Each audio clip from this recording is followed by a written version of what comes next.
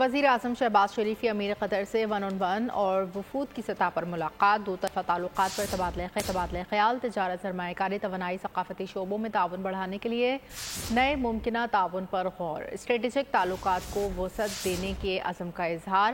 وزیر اعظم نے غزہ جنگ بندی کے لیے قطر کی ثالثی انسانی امداد کی بلا تعطل فراہمی کی کوششوں کو سراہا۔ وزیر اعظم نے امیر قطر کے ہمراہ میوزیم کا بھی دورہ کیا۔